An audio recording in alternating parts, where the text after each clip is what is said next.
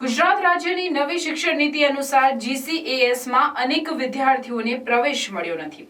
જેથી પ્રવેશ વિદ્યાર્થી વંચિત માટે ફરીથી નવેસરથી પ્રવેશ પ્રક્રિયા શરૂ કરવાની તેમજ પોર્ટલમાં રહેલી ક્ષતિઓ સુધારવાની માંગ સાથે વિદ્યાર્થી નેતા યોગી પટેલ તેમજ અન્યોએ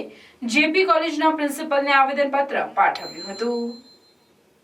ગુજરાતમાં આ વર્ષથી વિવિધ યુનિવર્સિટીની કોલેજોમાં પ્રવેશ માટે કોમન GCAS પોર્ટલ લોન્ચ કરવામાં આવેલ છે,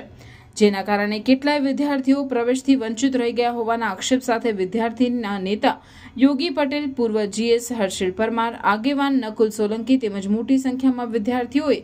જેપી કોલેજના પ્રિન્સિપલ અને શિક્ષણ મંત્રીને આવેદનપત્ર પાઠવી રજૂઆત કરી છે, જેમાં જણાવાયું છે કે સૌ પ્રથમવાર ગુજરાત સરકાર દ્વારા આ પ્રકારની વ્યવસ્થા કરવામાં આવી હોવાને કારણે તેના વિદ્યાર્થીઓ આ પ્રવેશ પ્રક્રિયાને સમજી શક્યા ન હતા, તેમજ પોર્ટલની કનેક્ટિવિટી ન હોવાને કારણે ઘણા વિદ્યાર્થીઓ આ ફોર્મ ભરવામાં રહી ગયા છે। ગુજરાત કોમન એડમિશન સર્વિસ તેમજ કોલેજો વચ્ચે ગેરસમજના કારણે ઘણા વિદ્યાર્થીઓને પ્રવેશ માટે તકલીફ પડી રહી છે, તેમજ જે આરક્ષણ શ્રેણીના વિદ્યાર્થીઓની વધુ ટકાવારી છે એ વિદ્યાર્થીઓને જનરલ કોટામાં એડમિશન આપવામાં આવે, જેથી આરક્ષણ માટે ખરેખર જરૂરિયાત વિદ્યાર્થીઓ છે તે લોકો આરક્ષણ કોટામાં એડમિશન મેળવી શકે।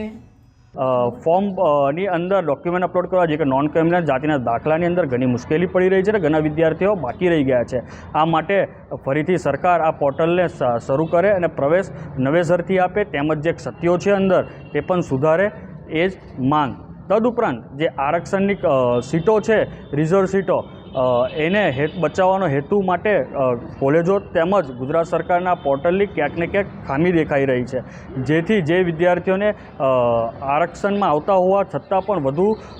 માર્ક્સ હોય છે એ વિદ્યાર્થીઓ જનરલમાં એડમિશન આપવામાં આવે, તેમજ જે ખરેખર આરક્ષણને જરૂરી છે એ લોકોનું એડમિશન આરક્ષણ કોટામાં આપવામાં આવે, એની માંગ સાથે આજરોજ કોલેજના પ્રિન્સિપાલ, જેપી કોલેજના પ્રિન્સિપાલે